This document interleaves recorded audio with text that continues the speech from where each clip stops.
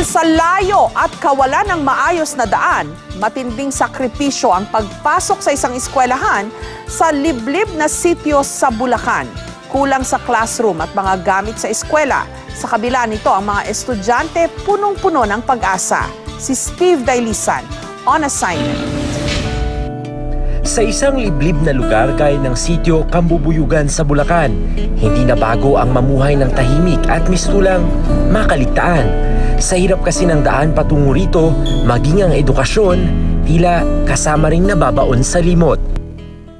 Taong 2007 pa naitayo ang kanilang paaralan, pero hanggang ngayon, ito pa rin ang nagsisilbing kaisa-isang silid-aralan ng nasa 50 batang dumagat. Sa pagbubukas nga ng klase ngayong taon, nasa mahigit 60,000 classroom pa rin ang kakulangan sa buong bansa, ayon sa Department of Education. Kaya naman malaking hamon para sa gurong tulad ni Teacher MJ ang araw-araw na pagtuturo sa kanyang mga estudyante.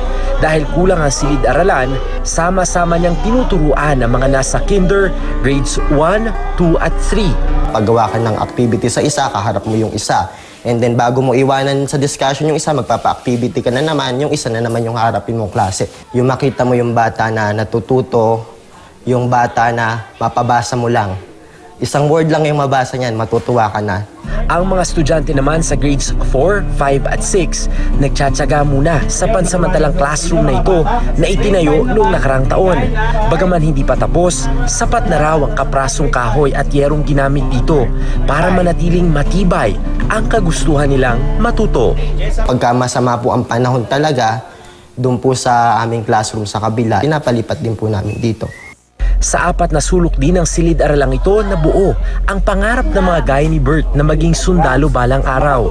Yun nga lang, kahit nagtapos na ng elementarya nung nakarang taon, dito pa rin siya pumapasok. Pasukan ka na ba sa high school? Wala pa nga po.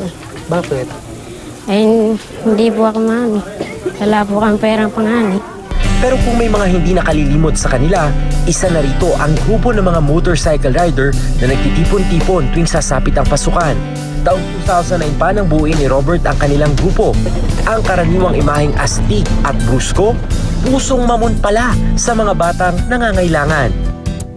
Maaga pa lang binabagtas na nila ang maputik at lubak na daan, maging ang ilang sapa, maabutan lang ng tulong ang mga mag-aaral na naghihintay sa kanila. Sa halos 4 na oras na kanilang paglalakbay, may ilang nahihirapan, may ilan ding hindi maiwasang makaramdam ng pagod. Pero wala ni isa ang gustong sumuko. Hindi man nila maibigay ang kinakailangang silid-aralan, malaking bagay na ring maituturing ang mga gamit sa paaralan. Pag nakarating kami sa lugar na ito at nakita namin ng mga kabataan na ito ay parang lahat ng pagod napapawi. We need to establish schools that are viable.